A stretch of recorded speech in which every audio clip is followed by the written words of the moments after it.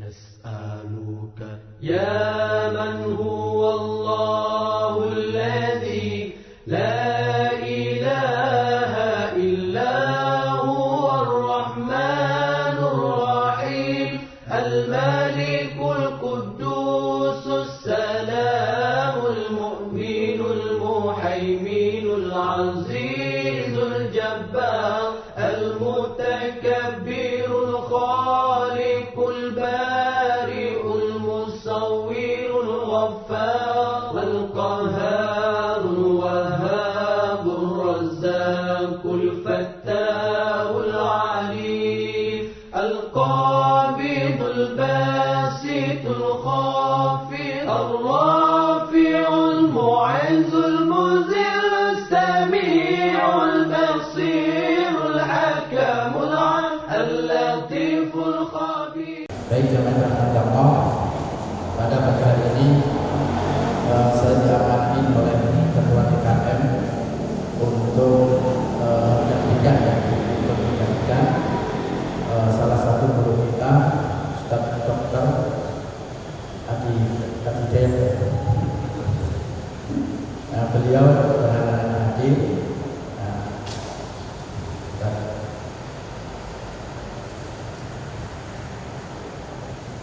Ustaz Nur Hidayat, beliau berhalangan hadir. Ya, sebelumnya kami mohon maaf yang sebesar-besarnya. Ya, di sini kami sangat tidak bisa menyampaikan seperti beliau, yang mohon maklum.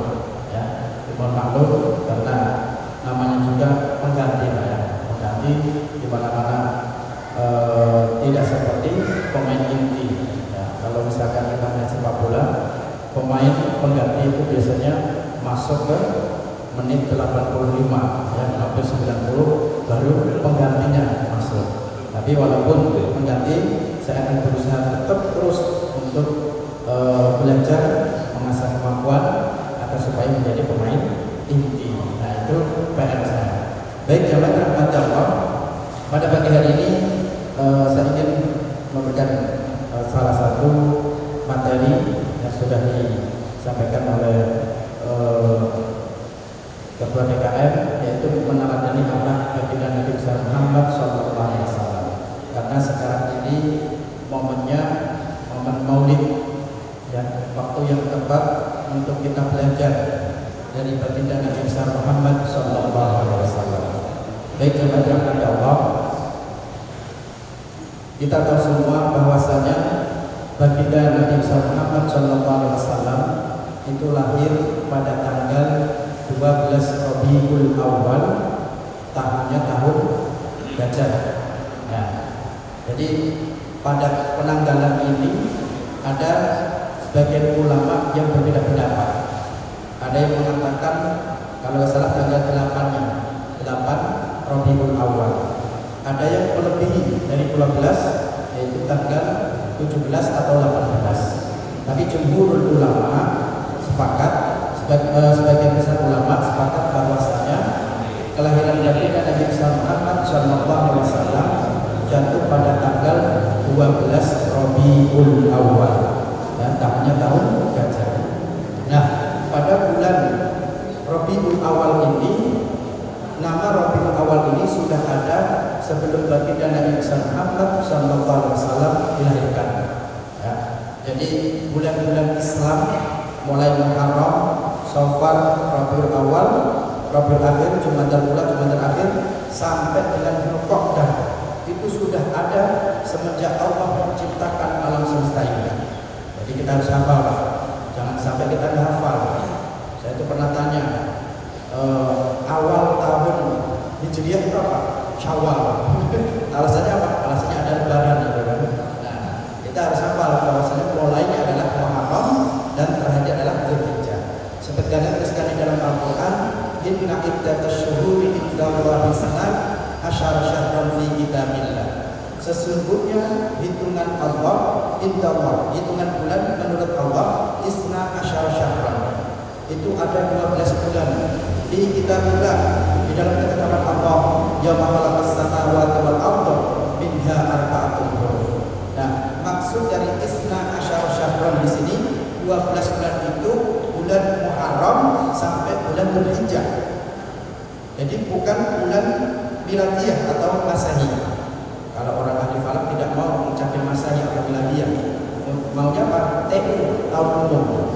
Nah, jadi makanya kalau orang ahli falak itu tahu 1442 Hijriah 2020 TU. Kalau misalkan nanti pas kemana gitu kan ada banner tulisannya seperti itu 2020 TU. Loh, kok TU? Nah, itu artinya tahun umum. Karena orang ahli falak tidak mau mengucapkan miladiyah atau masehi. Nah, baik jemaah rahmat Allah, di bulan Rabiul Awal itu sudah ada semenjak Allah menciptakan alam semesta ini. Nah, itu bulan Rabiul Awal. Nah, kalau tahun-tahun atau bulan-bulan miladiyah itu masih kontroversi. Makanya dulu ada pembahasan atau bahasul masail para ulama-ulama besar yang hadir pada waktu itu yang menerangkan tentang asal mula tahun umum Januari sampai Desember. Nah, dulu pertama kali itu awalnya bukan Januari, awalnya adalah April. Makanya ada yang namanya April Mop. Nah, ini pembahasan tentang April Mop. Nah, kemudian seiring berjalannya waktu, April ini tidak menjadi pertama, tapi yang pertama adalah Januari, Februari, Maret, April, Mei, Juni sampai Desember. Nah, kemudian tahun umum ini atau bulan-bulan umum ini dijadikan untuk ramalan. Nah, ini biar tahu, ya. Ramalan pertama itu adalah ramalan tentang cuaca, seperti halnya dituliskan di dalam Al-Quran, ila fi Quraisy ila fihim rihlatash syita wasayf. Nah, kemudian seiring berjalannya waktu, ramalan ini digunakan untuk ramalan manusia. Yang ini yang tidak dibolehkan. Makanya kalau kita belajar ilmu nujum, taklimul muta'alim, di situ diterangkan bahwa ilmu nujum atau ilmu perbintangan itu tidak boleh, hanya diperbolehkan untuk menentukan cuaca atau menentukan tahun. Untuk meramal manusia itu tidak boleh. Nah, kemudian ada kalender Jawa, itu juga sama untuk menentukan hitungan tahun atau hitungan bulan. Nah, makanya kalau misalkan bapak-bapak atau ibu-ibu pernah perbintangan, ada Gemini, ada Leo, ada itu ada 12. Kalau versi Inggrisnya saya nggak hafal, kalau versi Arabnya atau Falakiyahnya saya bisa hafal. Jadi ada 12: Jadiun, Dalun, Utun, Hamlun, Saul, Jauzah, Saroton, Asatun, Sumbulan, Mizan, Akrab, Kausun. Ada 12 bulan yang kemudian untuk peramalan cuaca. Nah, sampai sini kok untuk meramal manusia. Nah, makanya kalau misalkan bapak-bapak ibu pernah ada yang lebaran paling akhir, namanya golongan Abuki, ya, Hamzah Rabuwaki. Nah, Hamzah Rabuwaki ini sudah nggak dipakai. Sekarang yang dipakai adalah Hamzah Selasa Pon. Nah, ini biar tahu ilmu-ilmu seperti ini. Nah, Hamzah Selasa Pon ini yang sekarang dipakai biar biar cocok ketika nanti akan 100 tahun ke depan. Ada Asapon, Hasabetuhi, Jamisnik, Zanen Lagi, Da'ahwan, Bakuun, Raka Jamispon. Nah, itu rumus-rumus untuk menentukan awal bulan atau awal tahun. Baik, jemaah rahmat Allah, salah satu pesan dari guru kami ketika kita mau belajar dari baginda Nabi Muhammad SAW, yang sekarang kita lakukan adalah menyamakan kegiatan kita kepada Nabi Muhammad SAW. Nah, sekarang kita menjadi apa? Apakah kita ini menjadi murid, atau pengembala, atau karyawan, atau guru, pengusaha, atau bahkan pemimpin? Nah, kita bisa meniru dari baginda Nabi Muhammad SAW. Ketika kita itu menjadi murid, bagaimana Rasulullah SAW menjadi muridnya malaikat Jibril alaihissalam. Nah, ini penting. Kemudian ketika kita menjadi karyawan, berarti kita meniru ketika baginda Nabi besar Muhammad SAW menjadi karyawannya Siti Khadijah. Ketika pengusaha, bagaimana Rasulullah SAW menjual tekstil, kejujuran beliau ketika menjual tekstil atau kain. Jadi Rasulullah itu dulu pernah menjadi pengusaha menjualkan kain dari namanya Abu Thalib. Nah, ketika menjual kain ini Rasulullah benar-benar jujur. Ketika ada cacat, bilang cacat. Ketika ada kurang, bilang kurang. Nah, ini salah satu suri tauladan dari baginda Nabi Muhammad SAW. Begitu juga dengan pemimpin, apalagi pemimpin. Rasulullah itu salah satu pemimpin yang luar biasa. Luar biasanya apa? Luar biasanya bijaksana, kemudian taat, kemudian apa? Mau musyawarah. Nanti ada pembahasannya. Nah, sebelum kita belajar tentang jauh, kita harus mengenal dulu baginda Nabi Muhammad SAW. Rasulullah itu keturunan orang hebat. Rasulullah orang hebat. Rasulullah keturunan orang hebat. Nah, ini sudah ada diagram tentang silsilah baginda Nabi Muhammad SAW. Makanya kalau kita pernah membaca Maulid Al-Barjanji, ya, kalau bisa ya dibaca, ya tahu artinya. Nah, sekarang ini masyarakat ya itu sering mengadakan maulid, sering mengadakan event, tapi ketika membaca maulid tidak tahu artinya. Yang ada apa? Nunduk aja, ya. Nah, di situ ada pembahasan tentang silsilah dari baginda Nabi Muhammad SAW.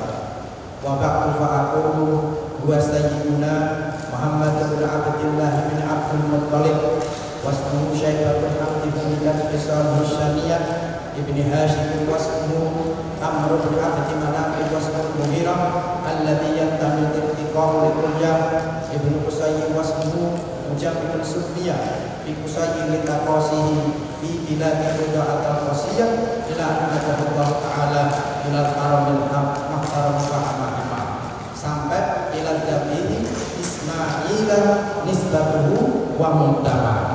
Jadi Rasulullah SAW itu keturunan orang-orang hebat. Salah satunya adalah kakeknya Abdul Muttalib. Nah, itu pas kajian malam Jumat saya pernah membahas tentang Al-Fil alam tarokai fa'ala dan ashabul fil.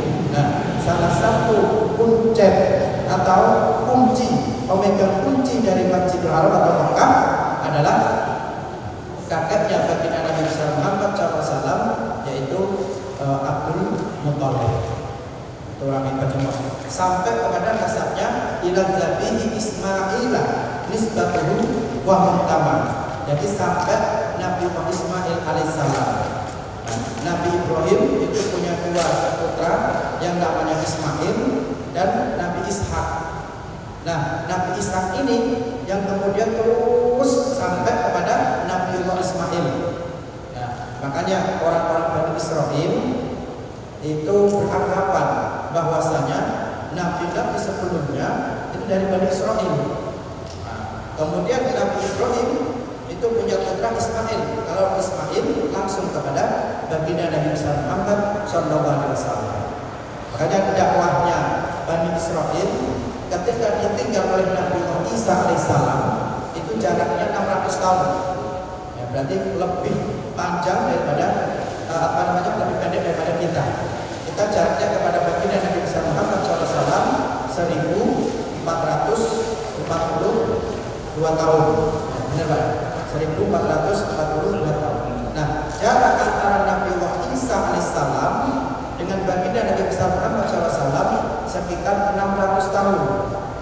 Nah, 600 tahun ini orang Bani Israil berdakwah kemana-mana menggunakan Jadi Nabi Isa alaihissalam itu berdakwah kepada Bani Israel, ya Bani Israel, inni Rasulullah ilaikum musaddiqan lima baina yadayya minat Taurat wa mubasysyiran bi rasulin ya'ti min ba'di ismuhu Ahmad. Wahai Bani Israel, inni Rasulullah, sesungguhnya aku adalah utusan Allah, ilaikum musaddiqan lima baina yadayya, yang ditugaskan untuk membenarkan apa yang ada di dalam kitab Taurat, wa mubasysyiran bi rasul, dan memberikan kabar ya'ti, nanti akan datang min ba'di, setelah aku, ismuhu Ahmad, namanya Ahmad. Nah, ini hati-hati Pak. Ini kalau ini bisa dipelintirkan ayat ini. Nabi yang terakhir itu bukan Muhammad, tapi Ahmad. Akhirnya apa? Ada nabi baru, Mirza Ghulam Ahmad. Ada nabi baru, Ahmad Musaddiq. Ya, karena apa? Dalilnya ini yakti min ba'di ismuhu Ahmad. Dan hebatnya lagi ada pengikutnya. Ya, yang ini yang salah siapa, yang benar siapa, ya kan? Nah, setelah dakwahnya Nabi Isa alaihissalam diangkat oleh Allah Subhanahu wa taala, dirafa oleh Allah Subhanahu wa taala, ada golongan Hawariyin. Hawariyin ini adalah pendukung dari Nabi Isa alaihissalam. Jadi Hawariyin ini berdakwah seperti hanya Nabi Isa alaihissalam, ya Bani Israel, inni Rasulullah ilaikum musaddiqan lima baina yadayya minat Taurat wa mubasysyiran bi rasulin ya'ti min ba'di ismuhu Ahmad. Nanti ada nabi yang terakhir namanya Ahmad, namanya Ahmad terus sampai pada lahirnya baginda Nabi besar Muhammad sallallahu alaihi wasallam. Nah, ketika lahirnya baginda Nabi besar Muhammad sallallahu alaihi wasallam, Bani Israel ini tidak mau. Karena apa? Karena bukan dari Bani Israel, tapi Bani Arab. Yang kemudian banyak yang masih lurus, ada yang sudah melencong, ya, sudah belok. Nah, orang yang sudah belok ini, golongan-golongan yang sudah belok ini berbahaya sampai berani memasukkan kitabnya.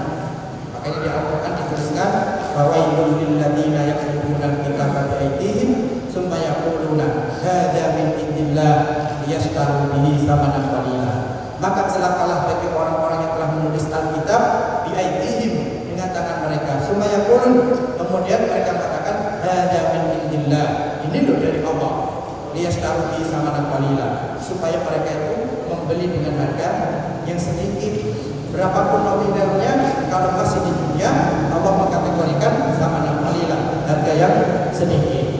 Baik, jemaah Allah, Rasulullah SAW kalau bukan dari keturunan orang hebat, pasti akan dihina, pasti akan dimaki oleh Bani Israel. Nah, ini sudah kebiasaan Bani Israel.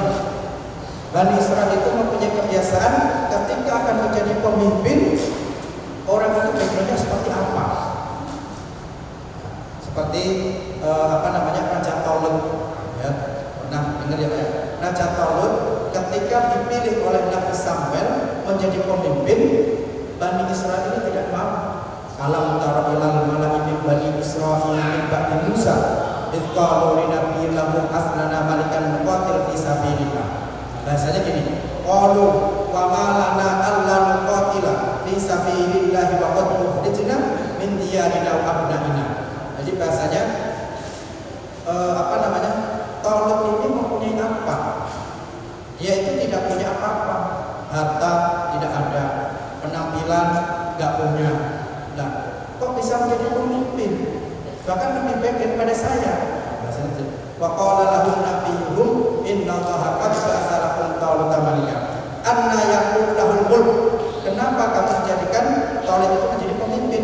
Wa nahnu ahaqqu bil mulk. Kami lebih pantas daripada mereka, daripada dia menjadi pemimpin. Walam yu'ta sa'atan minal mal. Ini dari Al-Quran ayat kalimat. Dan Taulut ini tidak mempunyai mal, tidak mempunyai harta. Nah, itu kebiasaan Bani Israil menggambarkan yang akan menjadi pemimpin, dia itu punya background apa? Kok bisa menjadi pemimpin kita? Kemudian dibalas oleh Allah, wa qala lahum nabiyyuhum inna ayatan rabbihi ayyakum tabut fihi sakinatun min rabbikum wa baqiyatun mimma taraka alu Musa wa alu Harun tahmilul malaika. Jadi Taulut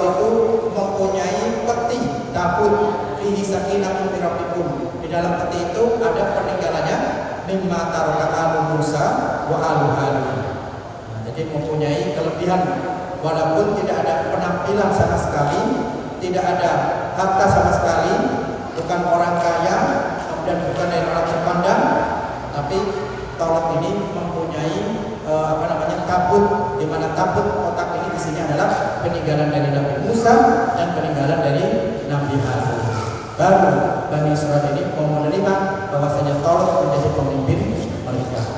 Nah, jamaah rahmat Allah, kita akan belajar dengan baginda Nabi besar Muhammad SAW di waktu anak-anak. Di waktu Rasulullah masih anak-anak itu ada beberapa poin. Yang pertama adalah mempunyai kebiasaan aneh. Kebiasaan anehnya apa? Kebiasaan anehnya Rasulullah itu sukanya bertafakur, ya, sukanya berpikir. Dan kebiasaan ini sudah ada sebelum baginda Nabi besar Muhammad SAW. Jadi nabi-nabi sebelumnya itu sukanya bertafakur, berpikir bagaimana alam semesta ini, siapa yang menciptakan alam semesta ini, pasti ada penciptanya, siapa penciptanya. Makanya Nabi Ibrahim alaihissalam ketika bertafakur itu dituliskan di dalam Al-Quran, falamma janna alaihil lailu kawkaba. Maka ketika Nabi Ibrahim alaihissalam melihat bintang, hada Rabbi, ini Tuhanku, falamma afala qala la uhibbul afilin. Maka ketika bintang itu tenggelam, la uhibbul afilin, saya tidak suka sama yang tenggelam. Falamma ra'al qamara, maka ketika Nabi Ibrahim itu melihat bulan baziron, lebih besar, hada Rabbi, ini Tuhanku. Falamma afala qala la illam yahdini Rabbi la akunanna minal qaumid dhalin. Wah, masa tenggelam bulan ini. Falamma ra'a asy-syamsa bazigatan qala hada Rabbi hada akbar. Maka ketika melihat matahari bazigatan qala hada Rabbi, wah ini Tuhanku, hada akbar, lebih besar dari sebelumnya, lebih besar dari bintang, lebih besar daripada bulan. Falamma afalat qala ya qaumi inni bari'un mimma tusyrikun. Nah, kemudian inni wajjahtu wajhiya lillazi fatara samawati wal ardh hanifan musliman wa ma ana minal musyrikin. Nah, ini salah satu kebiasaan Nabi Ibrahim alaihissalam. Nah, Rasulullah SAW juga sama mempunyai kebiasaan aneh, yaitu kebiasaannya bertafakur ada apa yang ada di alam semesta ini. Ini siapa penciptanya? Ini siapa yang menciptakan? Nah, pernah suatu ketika diramal oleh Raghib Buhairah. Ya, Raghib Buhairah itu salah satu ulama ahli kitab yang masih lurus, termasuk Khadijah. Ya. Nah, Raghib Buhairah ini pernah didatangi oleh Abu Thalib. Nah, Abu Thalib ketika itu mau berdagang di sebuah negara, nah, mampir di salah satu tempat peramal. Nah, jadi dulu itu ada tempat kayak ramalan-ramalan. Nah, pernah diramal oleh Raghib Buhairah. Ketika itu Abu Thalib membawa baginda Nabi besar Muhammad SAW. Dilihat tangannya, dilihat. Nah, kemudian Raghib Buhairah ini menyuruh kepada Rasulullah keluar. Coba kamu keluar. Di luar itu ada pohon kurma.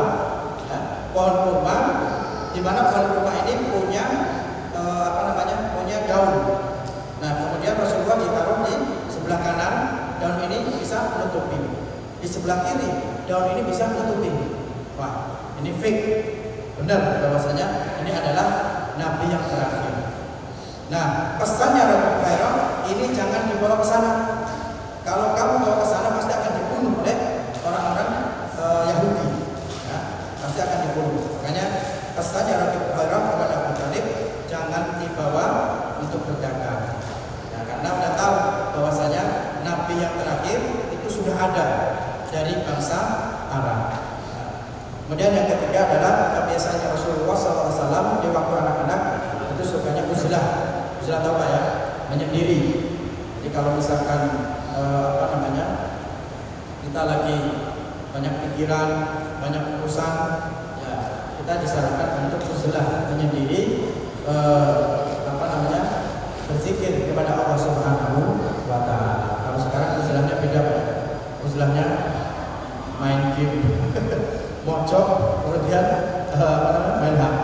Nah, itu adalah salah satu kebiasaan dari baginda Nabi Muhammad SAW di waktu anak-anak. Baik, jamaah dirahmati Allah Subhanahu Wa Taala. Kemudian Rasulullah SAW di waktu dewasa, salah satunya adalah menjadi karyawan Siti Khadijah.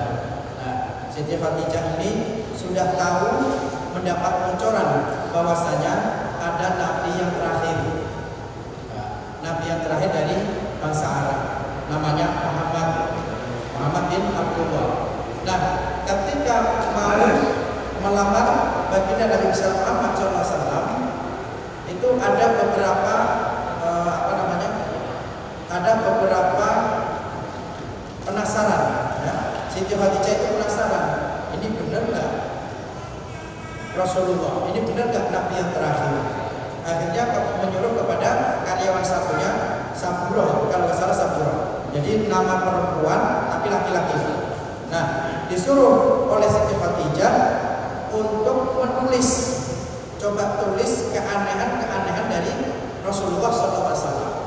Diajak ke alam atau ke padang mahsyar, kepada padang pasir. Nah, ketika diajak ke padang pasir, itu ada awan yang mengikuti kepada baginda Nabi Muhammad SAW. Ditulis. Ketika berteduh di daun ditulis. Nah, apa yang disentuh oleh Rasulullah itu akan keluar daun yang menjadi penghijauan.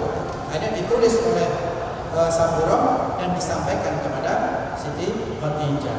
Siti Khadijah baru fik bahwasanya ini adalah nabi yang terakhir.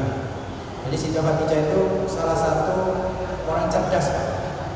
Kecerdasannya beliau dituliskan di dalam kitab Abi Jamrah bin Bukhari wa Muslim.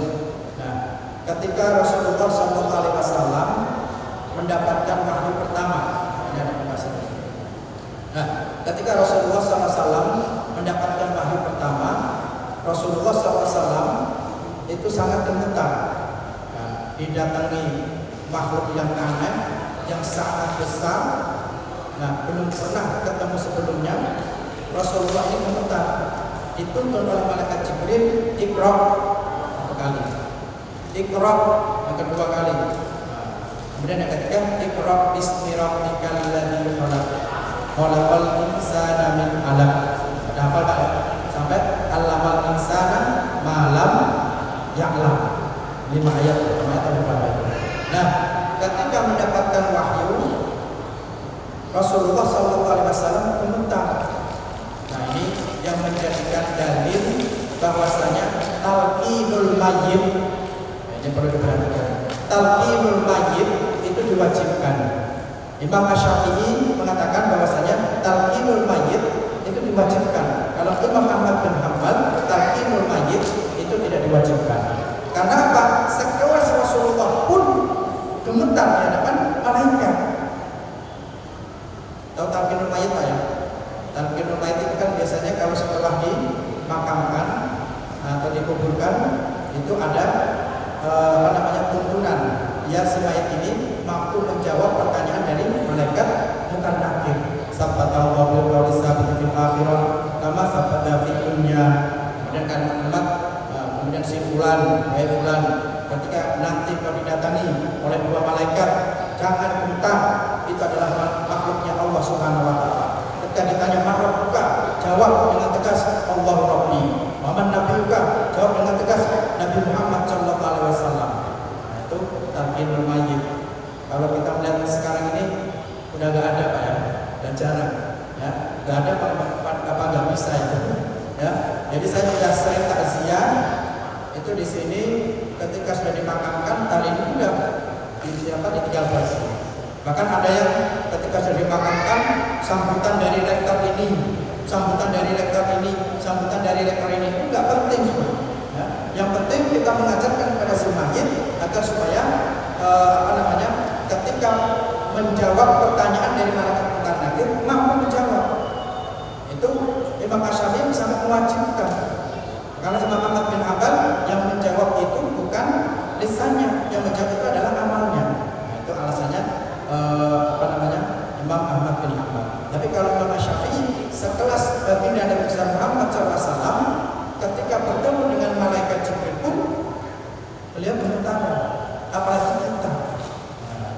alasannya Imam Asy-Syafi'i. Nah, jangan salah Pak. Di zamannya Nabiullah Adam sampai zamannya Nabiullah Nuh alaihissalam, sebelum Nabi Nuh, ya, sebelum ada kemusyrikan, ya, itu antara manusia dengan malaikat satu atap. Jadi udah biasa ketemu malaikat dengan manusia.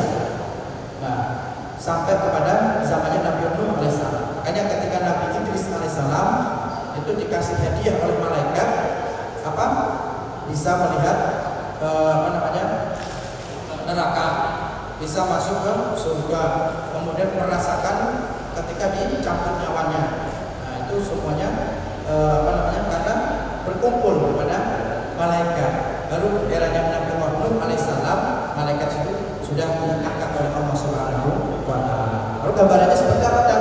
Gambarannya sudah dituliskan di dalam Al-Qur'an, surat Fatir, alhamdulillah fatiris samawati wal ardh ja'ilil malaikati rusulan uli ajnihatin masna wa sulasa wa ruba. Alhamdulillah, maha suci Allah, fatiris samawati wal ardh, yang telah menciptakan langit dan bumi, ja'ilil malaikah, yang telah menjadikan malaikat rusulan, menjadi utusan, uli ajnihatin, yang mempunyai sayap, masna, ada yang sayapnya 2, wasulasa, ada yang sayapnya 3, warba'a, dan ada yang sayapnya 4. Nah, itu gambarannya Pak. Jadi kita terutama ketika saudara kita ada yang lagi sakaratul maut. Nah, dulu saya pernah jadi mangkot masjid. Nah, ketika jadi mangkot masjid, ada yang datang, Ustaz, saya minta tolong. Tidak tolong apa? Itu bapak lagi sakaratul maut. Kenapa ditinggal? Bapaknya bilang, "Situ ada malaikat, semuanya malah kabur." Nah, ini bahayanya anak-anak yang tidak dikasih pendidikan. Jadi ketika ada sakaratul maut, putra-putranya dikumpulkan. Nah, bapaknya bilang, "Di situ ada malaikat, semuanya malah kabur." Orang larinya ke masjid. Nah, akhirnya apa? Ketika datang ke sana, bapaknya sudah meninggal. Nah, ini bahayanya ketika tidak diberikan pendidikan agama.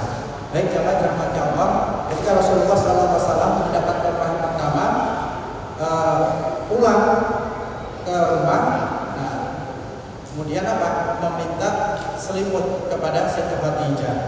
Zammiluni, teks hadisnya zammiluni, selimutin aku. Nah, Rasulullah meminta kepada Sayyidah Khadijah untuk menyelimuti. Karena apa? Karena Rasulullah pada waktu itu benar-benar gemetar, takut apa yang dilihat, apakah itu setan atau malaikat. Sampai malaikat Jibril mendatangi baginda Nabi Muhammad SAW ke rumah. Makanya ada ayat, ya ayyuhal mudassir qum fa'andir wa rabbaka fakabbir, wahai orang yang berselimut, qum fa'andir, berdirilah dan berilah peringatan kepada mereka. Nah, ketika datang ke rumah, Rasulullah masih takut. Yang saya lihat itu malaikat atau setan. Nah, kemudian Sayyidah Khadijah membuka kerudungnya, malaikat itu hilang. Nah, kemudian Sayyidah Khadijah mengatakan, apa yang kamu lihat masih apa enggak? Sudah hilang. Nah, ketika sudah hilang berarti itu adalah malaikat, karena malaikat tidak mau melihat auratnya manusia. Nah, itu kecerdasan dari Sayyidah Khadijah. Baik, jamaah dirahmati Allah, Rasulullah SAW ketika memimpin perang, Rasulullah itu suka melibatkan Allah. Ya. Jadi salah satunya ketika perang Badar, yang lain pada bingung, sibuk, Rasulullah pokoknya sholat terus, termasuk perang Khandaq. Nah, makanya ketika ada bantuan, walaqad nasarakumullah bi badrin wa antum azillah fattaqullaha la'allakum tashkurun. Ittaqulu lil mu'minina ala yakfiyakum ayyumiddakum rabbukum bisalasati alafin minal malaikati munzalin. Bala tasbirun sampai ayat bi khamsati alafin minal malaikati musawwimin. Jadi ketika perang Badar, Rasulullah SAW pernah meragukan bantuan dari Allah. Nah, sampai melihat langit terus, mata Nasrullah, kapan nih pertolongan Allah? Mata Nasrullah, kapan nih pertolongan Allah? Nah, kemudian Abu Bakar menasihati Rasulullah, ya Rasulullah, terjanji. Nah, kalau kita melihat teks atau kalimat seperti ini seakan-akan Abu Bakar benar.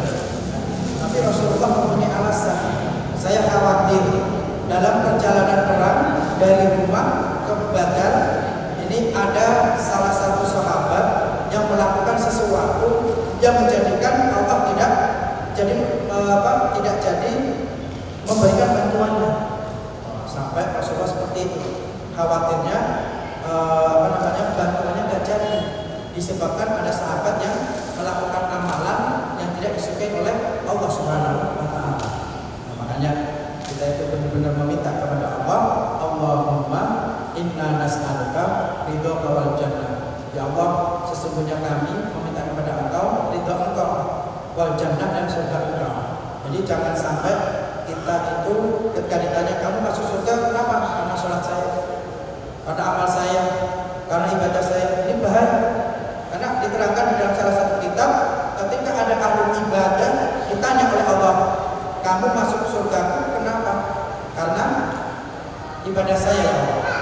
Oh berarti kamu masuk ke surga 80 tahun, mentok-mentoknya 100 tahun.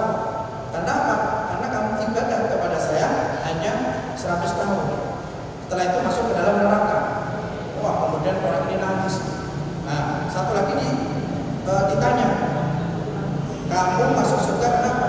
Karena ridho Engkau, karena rahmat Engkau ya Allah. Nah, kemudian yang kedua baru masuk ke dalam surganya Allah. Nah, ini salah satu hikmah di balik perang Badar. Walaqad nasarakumullah bi badrin wa antum azillah fattaqullaha la'allakum tashkurun.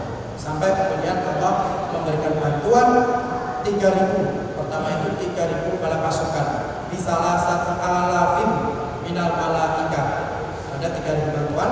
Kemudian bantuan yang kedua di khamsati alafim minal malaika. Berarti 5.000 tambah 3.000 Pak. 8.000 bantuan yang diberikan kepada umat Islam, khususnya pada baginda Nabi besar Muhammad sallallahu alaihi wasallam. Baik jamaah rahmatullah. Nah, salah satu tujuan kita untuk bersolawat, salah satu tujuan kita untuk mengenal baginda Nabi besar Muhammad sallallahu alaihi wasallam adalah mendapatkan syafaatul uzma, syafaat yang agung, syafaat yang diberikan kepada baginda Nabi besar Muhammad sallallahu alaihi wasallam dikhususkan kepada umatnya. Makanya jangan salah ya, karena pernah ada yang membantah bukannya syafaat itu dari Allah semuanya. Dengan dalil qul lillahi syafa'atu jami'ah. Katakanlah wahai Muhammad, lillahi syafa'atu jami'ah. Semua syafaat itu milik Allah. Itu alasannya orang yang tidak mau maulid. Lahu mulkus samawati wal ardh tsumma ilaihi turja'un. Jadi membantah bahwasanya tidak ada yang syafaatul uzma. Yang ada itu syafaat adalah milik Allah Subhanahu wa taala. Memang benar syafaat itu milik Allah, tapi Allah memberikan mandat, Allah memberikan bagian-bagian setiap apa yang dilakukan oleh hambanya. Ketika Rasulullah memberikan syafaat kepada umatnya, kemudian Allah memberikan kepada Al-Quran memberikan syafaatnya. Begitu juga dengan sholat memberikan syafaat pada hambanya yang sholat. Jadi ketika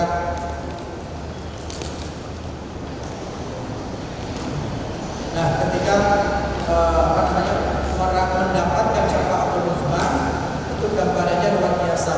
Nah, dulu pernah saya terangkan bahwasanya umat manusia dikumpulkan jadi satu di salah satu tempat yang dinamakan alam mahsyar.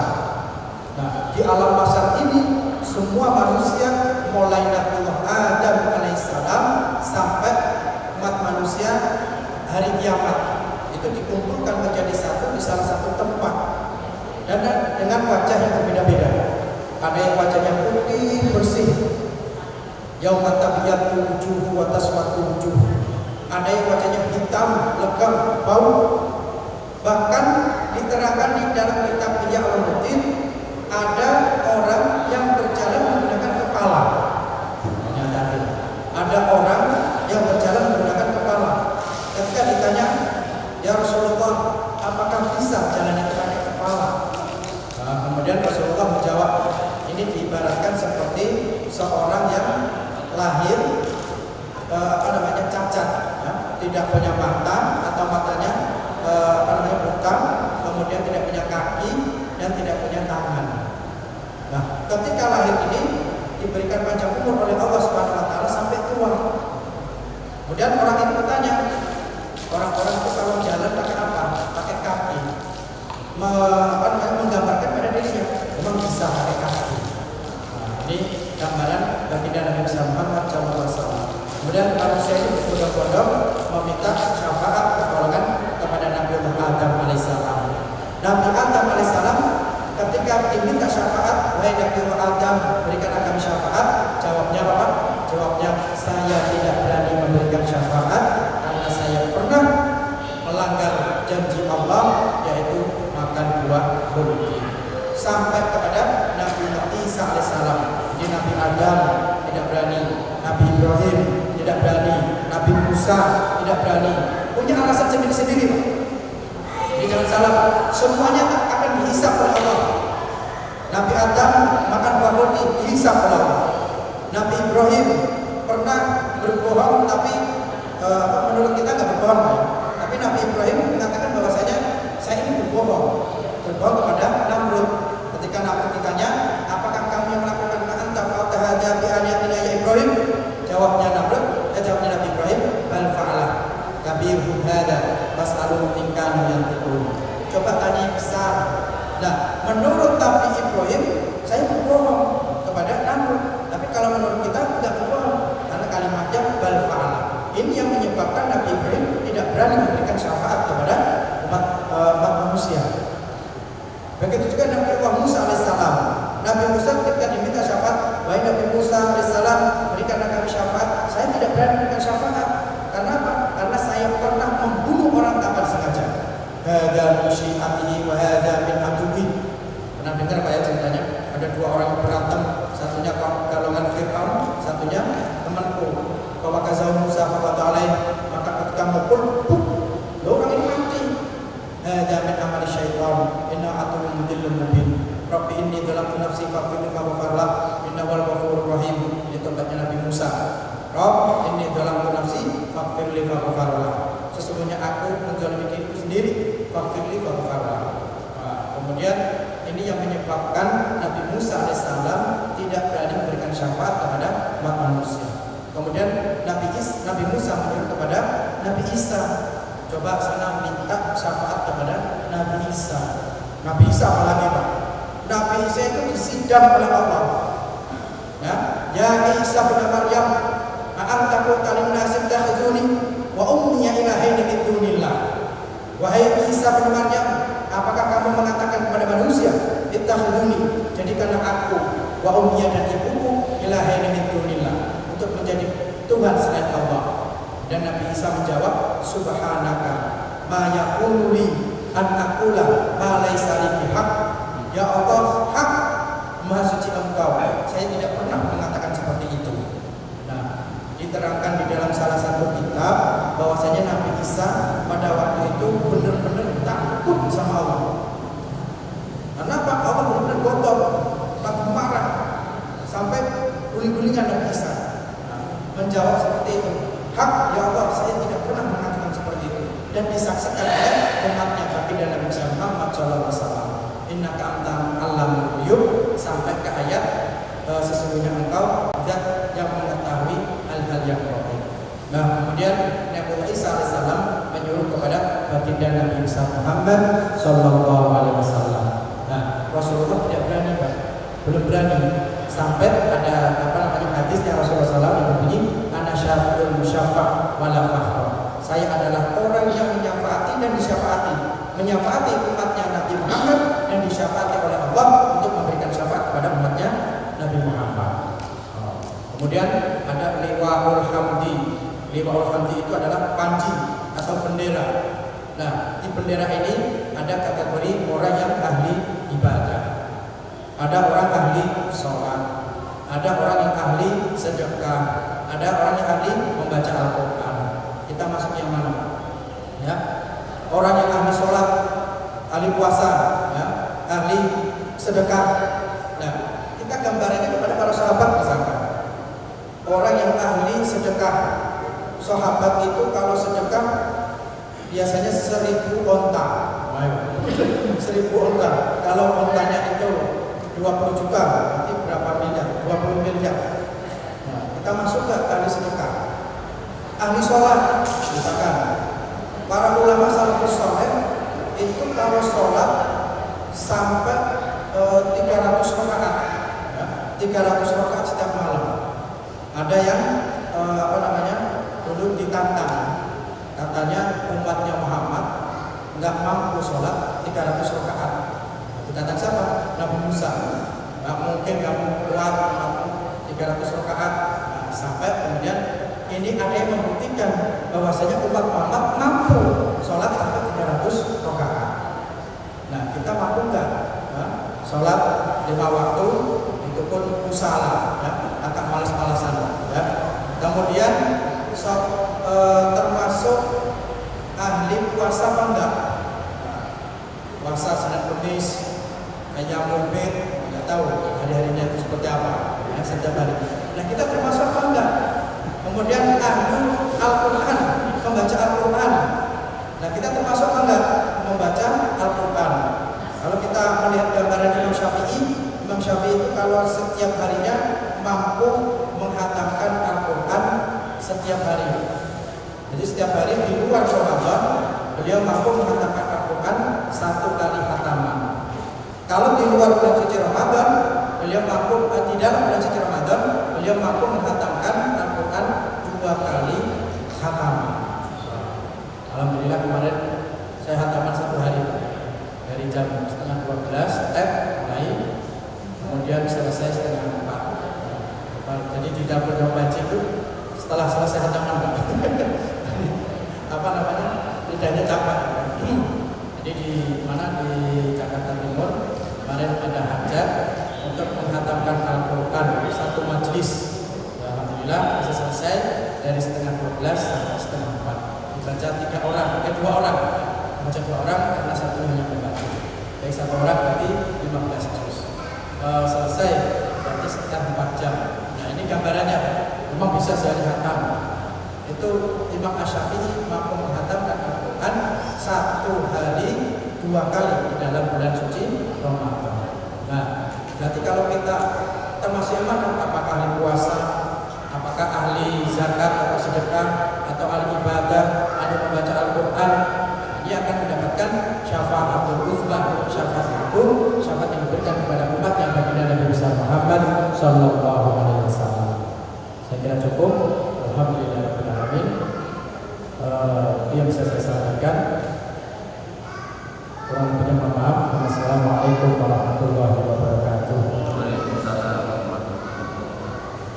Nas'aluka ya man huwa Allahul ladzi la ilaha illa huwa ar-rahmanur rahim al-malikul quddusus salamul mu'minul muhaiminul azizul jabbar al-mutakabbirul khaliqul bari'ul musawwirul ghaffar wal qahharul wahhabur razzaqul fattahul alim al-qabidul basitul khafid ar-rafi'ul mu'izzul muzil